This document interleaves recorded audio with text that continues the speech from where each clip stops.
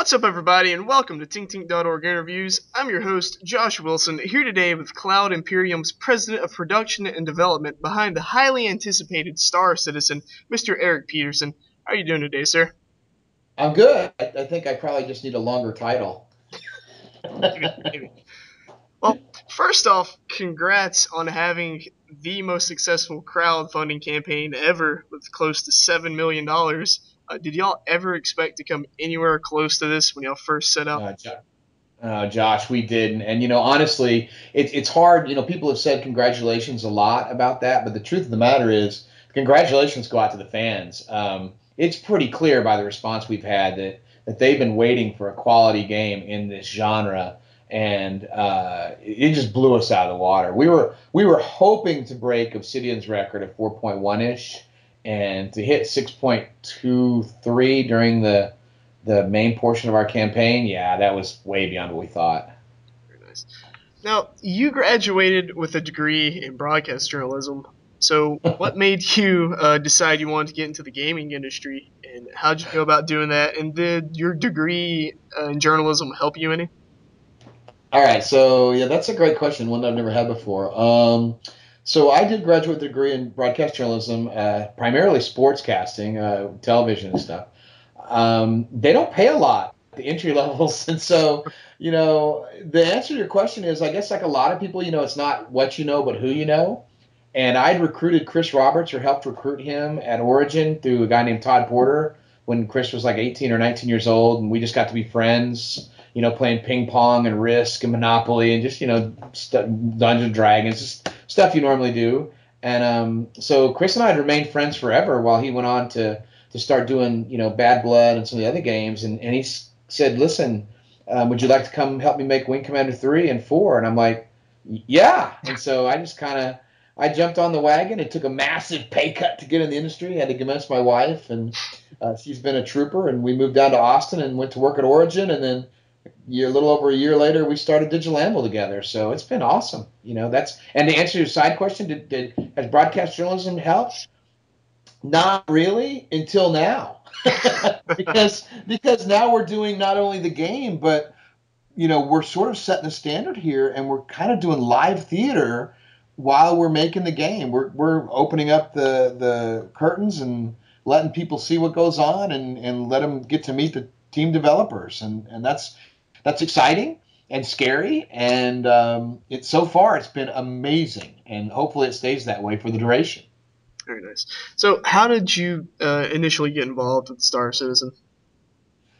Well, I've been working with Chris on some of these things for a long time. I was working on Chris on another adventure we were looking at for the last couple of years. Can't really talk about it too much, but then it sort of morphed into a game, a Space Trader game, which the originally was going to be called Space Traders, which we thought was awful. So, I had to come up with a name, but that's the original documentation we were writing. So, I owned a couple studios, and Chris and I had worked together for many years, and he said, "Do you want to help? Do you want to be involved?" I'm like, "Of course."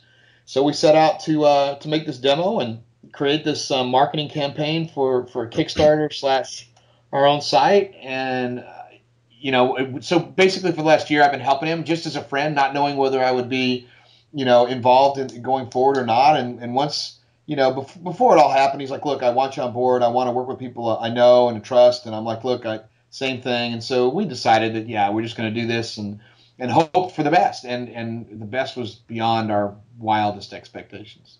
Awesome. So for those of us that do not know about Star Citizen, could you tell us a little bit about it?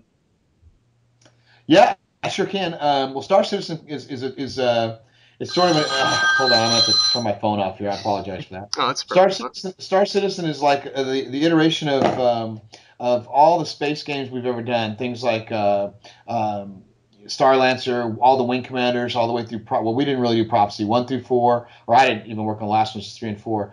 And then Freelancer and Privateer 1, Privateer 2, which actually Chris's brother Aaron did. So it's kind of a space trading game. But it's not massively multiplayer. We're not calling it that, but it's a persistent world. So Star Citizen is something kind of like Firefly, where you get to be a trader, you can be a pirate, you can be a in the military, you can be a merchant, and it's going to be a persistent world as you build your ship up and kind of you get to fly the Millennium Falcon and go about the universe and play it the way you like. And so and what it does is there are elements of it like Squadron 42, which are very much like the typical Wing Commander, Star Lancer branching story based military campaign. And then there's the larger Star Citizen universe, which has hundreds of systems to go to. Has hidden planets, pirates, different races of beings, and it's just it's what Star Wars should be. Yay! So, will the casual, or even not casual, just the not hardcore space sim junkie still be able to appreciate this game? Like, do they still need to play it? Will they be excited about it? Well, we certainly hope so. I mean, there's going to be a little bit for everybody in the game, right? We're not making a spreadsheet game where you got to manage things. Chris has always been known for doing very cinematic and immersive games, and so our whole thing is to create this whole immersive, interactive space adventure, and you are the hero. And so, yeah, the casual person who wants to just pop in, pop out, will have a great time playing it. And because there's no leveling up, like you're not going to be a level 50 this, or we're not going to crunch a bunch of snakes or rats to move up to the next level. It's all skill based. So, yeah, the person can come in and play as often as they like and get lost in it, or they can play just every now and then. It's all going to be about their ship, building up their ship, creating their own gameplay experience. So, yeah, there'll be hardcore people that are going to be in there all the time, and then there are going to be casual people that'll be in there every now and then, just want a little diversion for an hour or so. So, yeah. Awesome. So, what features in the game are you most excited about as of now? Well, I actually like the fact that that for the first time probably ever, we're having hard points on our ships that we're going to be able to put like thrusters on, and our ship is going to react in a Newtonian physics style, so that we're actually going to be able to affect the way the ship flies, and it's all handled in the engine rather than us kind of like faking it or making it look that way to the end user. It's really going to man it. You're going to fly in space just like you really would fly in space, and that's what I'm excited about. Now, that's in theory. Let's see how it works in execution, and we'll go from there. Right. Now, what aspects of the game are your team in Austin handling, and has there been any particular challenges that have come up in development?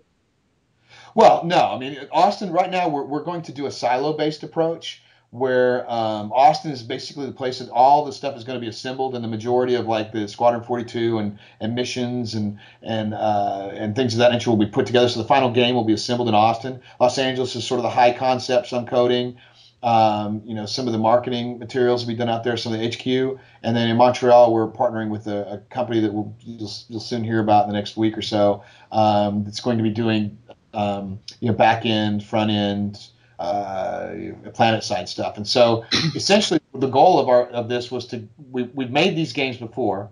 So what we wanted to do was put together teams that are competent in their various disciplines, and then put all the pieces together. So we're not constantly, we don't want to go through a period where we're having to discover things that work and don't work. We would rather go to teams and people that know what works and know what doesn't work, and avoid all the pratfalls that come based on that. So in Austin, right now we're just getting the office up and running. We've got about 10 people, and we're all working out of home while we cable the office and get everything, all the desks and chairs and furniture and stuff in there. So that's probably going to happen in the next week or so, and then we hit full production in January. All right. Now, maybe this question's been asked already. I guess I just didn't do my research good enough. I'm curious right now.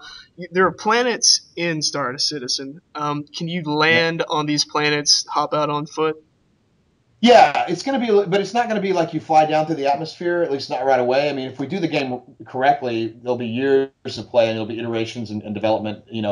That would be a content. We would just not be able to put that content in place, or we wouldn't be able to put that many planets. So the way it'll work is as you approach a planet that's navigable or that you can land on, we'll cut to a cinematic that'll show you landing on the planet. Then you'll get out of your ship and you'll walk into the various places you can walk into that'll be limited. Like you're not going to just walk around the world like you would in World of Warcraft, but there'll be areas that you can walk to, like the bars or hotels or seedy areas, and make business deals or business transactions. and get your missions and stuff like that. So yes is the answer to that question. It's not just planets either. It's asteroids, it's nebulas, it's hidden bases. There's going to be places to land all over the place. All right. Now, Star Citizen it's not an MMO, you have stated, but it will be online, and you also have a single player component. But can the internet challenged play offline single player in the same, like maybe download the universe or whatever that the other people are playing in? Oh, absolutely. I mean, you can completely play PVE or PvP. I mean, you don't have to be online to play it. I mean, the way it's working is Squadron 42 is a single player component, and by the way, if you don't want to play Squadron 42, you don't have to. You can just jump right into Star Citizen and play as a merchant or pirate or whatever you want. The idea behind Squadron 42 is you play through the military campaign. And citizenship in our universe has got to be earned. So you earn your citizenship when you're finished with your campaign. Plus, you get a little star credits in your pocket, a little jingle, so that you can go out and buy a better ship, and you can go out and outfit something and you have contacts. It's just kind of like being in the Marines in real life, right? You're always a Marine. So once you're a Squadron 42 veteran, you're always a Squadron 42 veteran, and that will open up opportunities that won't be open to people that just skip that part of the campaign. And the goal is for us to put more and more of those, more and more different types and varied campaigns, as we go forward. So. But to answer your original question, yeah, you'll be able to get the game and play it. You can even host your own server and play amongst friends, and you can modify it yourself. That's completely our goal. Now we're gonna have to figure out how to do the updates, because if you've modified your server, you probably won't get all the things that you'll be able to get on the internet servers. But you'll be able to get the original game and play from there. Right. I probably should add this to the question. Also, LAN. Would offline LAN be supported? Or online LAN? Any type of LAN? Yeah, I mean, if you're gonna be able to host a server, yeah, of All course you'll right. be able to support. Yeah, it's for LAN parties. I mean, why not, right? That's what we grew. Look, at the end of the day, we're all PC gamers that grew up playing PC gamers and went to these LAN parties, right? Right. And sat there and drank Coca-Cola and ate our Doritos and got orange stuff all over your keyboards and heckled the guy down the thing for being such a lousy mech player or whatever, right? That's what this is about, and this is about creating that fun element for the people in the PC games. I mean, PC games are 10 years beyond what the consoles are now. They could do way more, and nobody's supporting that. And so we're saying, screw that. We can do way more than the consoles can do right now, and we're going to show. We're going to put the PCs back as the main viable product base. Awesome. Now, you have stated that mod support is planned, but how will that be handled? Or like, will the mod tools be free? How will the mod tools be? Will they be like professional quality? Well, that's all TBD, I guess, to the answer to your question. Yes, they're going to be free. I mean, we want people to modify our product. Will they be professional? We've got to figure out, where we're at. We got to get the game done first. The idea is to create the mod tools to where they're as user friendly as possible, and put them out there and let people create their own mods. And I mean, if this works out, we've got to check on the legalities of all this. But it'd be really cool if people can make some mods and then submit it to us as possibly really cool content, and we go, hey, that's really cool, we like that content, and let's run it through our test and put it through test, and then let them be the author of that content and sell that mod to the community, and then they get a piece of that. I mean, not sure about the legalities of all that, but that's sort of the direction we're looking at. All right. Now, currently, Star Citizen is planned for PC only, possible Mac and Linux release. Consoles are not in the cards at the moment, but let's pretend that a console maker makes this super awesome console, can handle it, Mm-hmm. and comes out with some kind of hands-free motion control controller like Kinect, but doesn't suck. Would y'all be opposed to using that? Well, I mean, right now we are PC focused. I mean, but you never say never, right? I mean, um, most of the consoles wouldn't support the microtransaction model, where people want, or the star credits model, where people want to put cash in and tap back up their account, or they can just play the game themselves and earn star credits without putting any money in. So we're not sure what the next generation consoles is going to be or going to. But I mean, you never say never. I mean, if we can find some deal with that works for us and that doesn't sacrifice the quality of the game, then yeah, we'd probably look at that. But that's a few years down the road. I mean, I don't know when what's Durango and PS4. I don't know what they're looking at right now. So Any kind of release date been talked about? Yeah, I mean, we've obviously talked about release dates, but right now we're looking at about 12 months for the first alpha for multiplayer for Squadron 42, and I think about 6 to 8 months after that we'll be finishing up Squadron 42, and then I believe 30 months we're looking at the first maybe around beta for Star Citizen, and final 6 months after that ish. But at least that's today. We got to sit down and figure that all out. So what exactly do you do as president of production and development? I manage the production teams all across the various disciplines. Everybody that makes anything for the game, from ships, models, textures to mission design to programming, they all kind of go through me. I make sure, if you think about it, at the end of the day, this is Chris's baby. This is his idea. So I'm kind of like Chris's drill sergeant or whatever, not a drill sergeant, but the guy that the guy who makes sure that everybody gets what they need to get the job done, kind of guy, and then manages the process. What I do right now, I'm knee deep in offices hiring, equipment purchasing, software, just lots of everything, so All that the people fun have. stuff. Yeah, well, yeah. So says you. Yeah, all the stuff all the stuff behind the scenes that allow the really really talented people to get their job done. And then after we finish a lot of that stuff, I'm primarily a designer producer kind of guy, so I'll be helping with the design of the game. Are there any other projects that you're working on besides Star Citizen, or is this just taking up so much of your time? No, I don't. No. Star Citizen's it for me. I mean, we do have a game that Chris and I worked on called Conquest Frontier Wars. Is being released on Good Old Games, I believe, this week. The original. So that's just something on the side that was done previously. So no, this is it. Star Citizen and Squadron 42 is about, and it's busy, and as much work we have to do, there's no time for anything else. Right, right. All right. So, any advice for future game developers out there? No, I think in order to be a game developer, you've got to have a passion for it. Our industry sort of brings people in, spits them in, chews them up, spits them out. But the ones that survive, like Chris, myself, and some others that have been through it and realize that it's just a grind. It's a roller coaster. You're on top one day, or you're rolling up and down. It just takes a while. You just have to find the way to get through the ebb and flow. And then I'll tell you what, things are changing. My advice would be that the old model that people dealt with, where you take a concept or an idea to a publisher, and they try to get you to take all the risk by building a demo for them, so that they can figure out whether it's going to sell or not, is gone.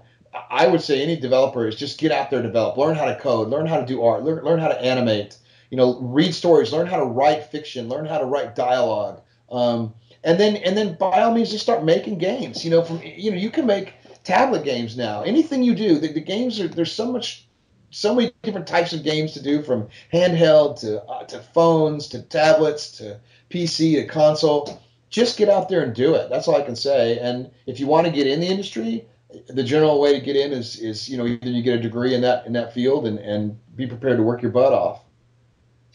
Or you could get a degree in broadcast journalism. See where that takes you. Worked out for Yeah. you, good. Or you could get a degree in broadcast journalism, and then just blow that completely off. Well, okay. So the irony of that is, I was a computer science major before broadcast journalism, so I have a programming background. I just sort of wanted to be on TV, I guess. All right. Anything you'd like to say in closing or to the fans? No, other than thank you. I mean, my God, without the fans, without the enormous support we've had, we wouldn't be making this game. And this has been like, it's funny because when you're making games, you sort of get in this room, and you get with your friends, and you get with all the people you're working with, and you come up with these ideas, and you throw darts against the wall, and you hope that they stick, and you're hoping that you make something people like. Nowadays, because of the crowdfunding, well, we can reach out and virtual handshake with the customer base and say, hey, what do you guys think about this? And it's unbelievably exciting. It helps us avoid going down wrong paths. Other than thank you a million times, thank you. It's gratifying to know that the ideas and the things that we've been kicking around for the last 4 or 5 years that we want to make are something that other people want to see, and that it's still true that the marketing people at some of the publishers still don't have a clue. Unfortunately. Yeah, it is, but it's not completely true. But I mean, I actually just a little backstory before we did Guitar Hero, or before Guitar Hero was out, I didn't do Guitar Hero. We were working on a game called Johnny Whatever with my studio here in Austin, and it was a guitar based action adventure game. And I can recall going to a publisher, showing it to them, and them saying, "Well, it's not really Medal of Honor, is it?" And we're like, "No, it's." And so, but that's the kind of mentality you have in some of those meetings. Now, it's being generalistic to say they're all like that. They're not. But this allows us to bypass all that, and we talk directly to the fans, and they can give us direct feedback. And there is nothing better and more valuable than that. So, thank you again. Awesome. Well, everybody, since you're already here, you might as well subscribe to our YouTube channel and be sure to visit our site, tinktink.org, for all of your gaming needs. Also, be sure to check out Star Citizen over at robertspaceindustries.com for news on the upcoming game. And special thanks to our guest, Eric, for talking with us today. Thanks, Josh. Appreciate you. Thanks for having me, and thanks to all the fans yet again. No problem. This has been Josh Wilson. As always, thanks for listening to tinktink.org interviews.